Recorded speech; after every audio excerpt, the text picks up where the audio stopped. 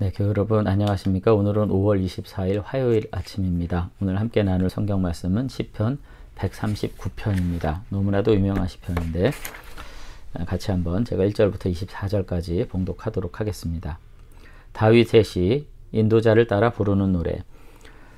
여호와여, 주께서 나를 살펴보셨으므로 나를 아시나이다. 주께서 내가 앉고 일어섬을 아시고 멀리서도 나의 생각을 밝히 아시며 나의 모든 길과 내가 눕는 것을 살펴보셨으므로 나의 모든 행위를 익히 아시오니 여호와여, 내 혀의 말을 알지 못하시는 것이 하나도 없으시니이다. 여호와께서 나의 앞뒤를 둘러싸시고 내게 안수하셨나이다. 이 지식이 내게 너무 기이하니 높아서 내가 능히 미치지 못하나이다. 내가 주의 영을 떠나 어디로 가며 주의 앞에서 어디로 피하리이까. 내가 하늘에 올라갈지라도 거기 계시며 수월에 내 자리를 펼지라도 거기 계시니이다. 내가 새벽 날개를 치며 바다 끝에 가서 거주할지라도 거기서 주의 손이 나를 인도하시며 주의 오른손이 나를 붙드시리이다. 내가 혹시 말하기를 흑암이 반드시 나를 덮고 나를 두른 빛은 밤이 되리라 할지라도 주께서는 흑암에 숨기지 못하며 밤이 낮과 같이 비추나이니 주께서는 흑암과 빛 같음이니이다. 주께서 내 내장을 지으시며 내 모태에서 나를 만드셨나이다. 내가 주께 감사함은 나를 지으심이 심히 기묘하심이라. 주께서 하시는 일이 기이함을 내 영혼이 잘 아나이다. 내가 은밀한 데서 지음을 받고 땅의 깊은 곳에서 기이하게 지음을 받은 때에 나의 형체가 주의 앞에서 숨겨지지 못하였나이다.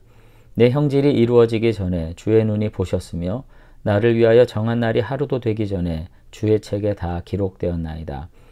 하나님이여, 주의 생각이 어찌 그리 보배로운지요. 그 수요가 어찌 그리 많은지요. 내가 세려고 할지라도 그 수가 모래보다 많도소이다. 내가 깰 때에도 여전히 주와 함께 있나이다. 하나님이여, 주께서 반드시 악인을 죽이시리이다. 피 흘리기를 즐기는 자들아, 나를 떠날지어다. 그들이 주를 대하여 악하게 말하며 주의 원수들이 주의 이름으로 헛되이 맹세하나이다. 여호와여, 내 주를 미워하는 자들을 미워하지 아니하오며 주를 치러 일어난 자들을 미워하지 아니하나이까. 내가 그들을 심히 미워하니 그들은 나의 원수들이니이다. 하나님이여, 나를 살피사 내 마음을 아시며 나를 시험하사 내 뜻을 아옵소서. 내게 무슨 악한 행위가 있나 보시고 나를 영원한 길로 인도하소서. 아멘. 네, 내가 주의 영을 피하여 어디로 가리이까 하는 시편, 여러분들 너무나도 많이 이제 애송하는 그런 시편이 되겠습니다. 오늘 시편을 그냥 너무나도 이론적으로 딱딱하게 그저 요약을 하자면 그런 거예요. 이 시편은 굉장히 조직신학적 시편입니다. 하나님의 편재, 어디나 다 계신다는 거죠. 그래서 오늘 1절부터 대략 7절까지 이렇게 9절까지 이렇게 보면은 내가 어디를 가도 하나님은 다 계신다. 이렇게 지금 하셨고요. 그 다음에 이제 13절 이후부터는 이제 하나님의 전지하심, 이제 하나님의 창조에 대한 나를 모태에서 만드셨습니다. 이런 거 얘기하고 있고, 그 전지하시면서 그 창조의 그 능력 가운데 하나님께서 나를 이렇게 지으셨다. 이런 이야기들 이렇게 나오면서 굉장히 그 조직신학적 진술처럼 보이는 그런 시편인데, 문제는 뭐냐면은 이것이 어떤 추상적인 어떤 정의를 이제 내린 게 아니라는 겁니다. 이 점에 우리가 이제 착안을 해야 되는데, 우리가 이제 대부분 과거에 이제 교회의 어떤 설교나 가르침이 성경을 해석하는 방법이 조직신학적 해석을 했다고요. 어떤 조직신학적 명제를 가지고 하나님의 전지하심 이런 것을 기초로 해당되는 본문을 이렇게 해가지고 결론을 내리자. 하나님은 전지전능하시다. 이렇게 이제 하다 보면은 이와 같은 어떤 조직신학적 명제에 기초해가지고 이것을 우리의 삶에 대입할 때 언제나 사실은 그게 딱 맞아 떨어지지가 않는. 그러니까 오히려 하나님의 어떤 모호성을 직면할 수밖에 없는 그런 상태로 이제 가는 경우가 참 많아요. 그러다 보니까 결국 어떻게 되냐면 무조건 믿기 이런 게 이제 주장이 되는 거죠. 이제 무조건 믿음으로 순종하기 이런 것들이 이제 주장이 돼서 결국은 최근에도 이제 굉장히 이런 것들이 화두가 됐었는데, 이제 비지성적 어떤 보편주의 이런 것들이 이제 논쟁이 되거나 하는 이와 같은 일들이 이제 계속 있어 왔습니다. 그런데 제가 이것이 틀렸다 하는 것은 아니고 우리의 신앙은 좀 바뀌어야 돼요. 그러니까 조직신학적 명제가 먼저 이렇게 나오는 게 아니라 우리의 삶의 체험과 확신에서부터 하나님이 그런 분이라는 것을, 하나님이 전지전능하신 분이라는 것을, 무소부지하신 분이라는 것을, 온 세상에 편지하시라는 분이라는 것을 깨닫는 가운데 우리가 그 하나님 앞에 그와 같이 믿음의 고백으로 서는 일이 있게 되는 것이 바른 순서라고 하는 것입니다. 그런 점에서 오늘 시편이 이제 우리에게 시사하는 바가 매우 큰 거죠. 1절에도 뭐라고 되어 있습니까? 주께서 나를 살펴보셨기 때문에 나를 아십니다.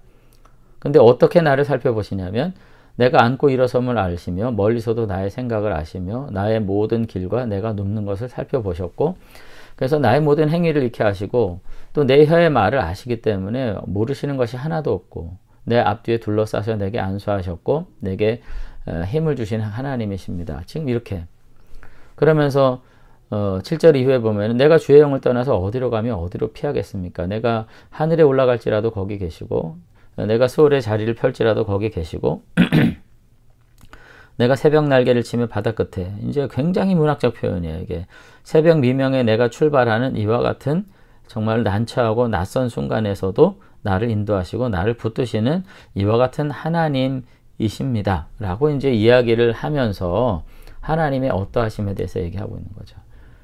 예.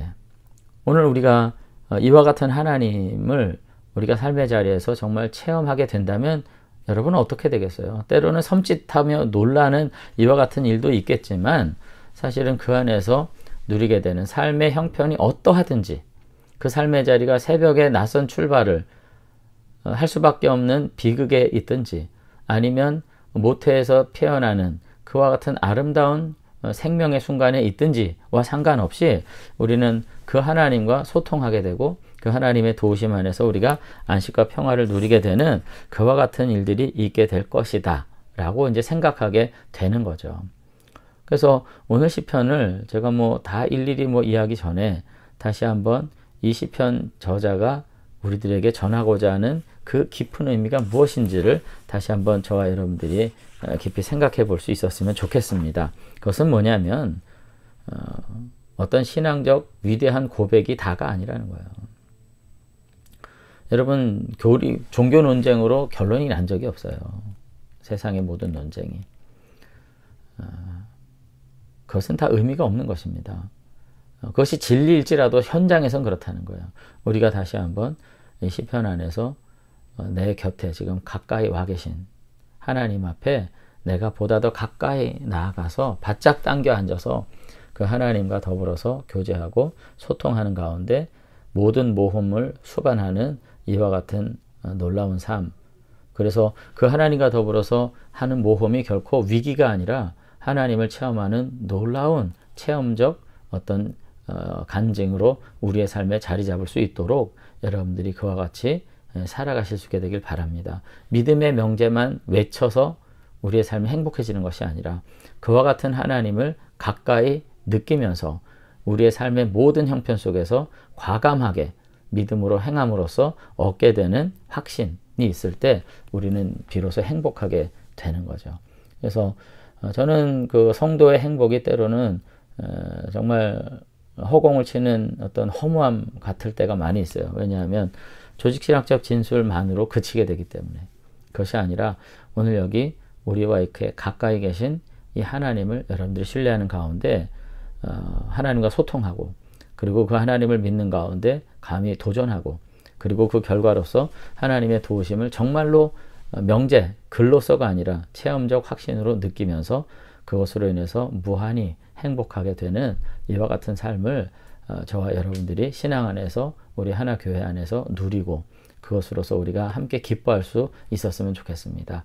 오늘 적어도 139편 이 다윗의 시편은 그와 같은 체험적 시편이고요. 그와 같은 확신의 시편이라는 점을 우리가 다시 한번 하면서 다시 한번 시편 139편의 주인공으로서 우뚝 서게 되는 그런 은혜가 있었으면 좋겠습니다. 한번 기도하겠습니다. 네, 하나님 아버지 오늘 시편 139편 이 아름다운 시편을 보면서 사실 아름답다고 정말 행복하다고 위로가 된다고 느낄 수 있었던 것은 하나님이 어떠하심에 대한 어떤 명제적 진술, 이론적 진술, 신학적 진술 때문이 아니라 우리의 삶에 가까이 와 계신 하나님을 그렇게 노래할 수 있었던 다윗의 확신, 체험, 그리고 그것으로 인한 즐거움 때문임을 다시 한번 고백하게 됩니다. 하나님 아버지, 오늘 시간도 우리 모든 교우들이 어떠한 위기 속에 있든지, 어떠한 낯선 출발을 하든지, 또 어떠한 따뜻함, 부모의 품 안에 누릴 수 있는 안식과 평화 가운데 있든지, 이 모든 순간에 하나님이 우리와 함께 계신다고 하는 새로운 확신을 가지고 우리의 삶에서 끊임없이 도전하고 장애를 뛰어넘는, 우리의 연약함을 뛰어넘는, 무지를 뛰어넘는 하나님의 거룩한 은혜를 체험한 가운데 다시 한번 기쁨으로 주님 바라보게 되는 아름다운 역사 있도록 축복해 주시기를 원합니다. 오늘 하루도 그저 무늬만의 신앙, 고백만 번들어한 신앙이 아니라 이 하나님을 체험한 가운데 삶의 자리에서 소통하고 모험하며 그 결과로서 진정한 행복과 안식의 자리에 나가게 되는 위대한 믿음의 역사가 있도록 축복해 주시옵소서. 예수님 이름으로 기도드리옵나이다. 아멘. 네, 오늘 다윗의 하나님 우리 모두 함께 만나고 그 안에서 안식을 누리는 복된 한 날 되시기를 바랍니다. 감사합니다.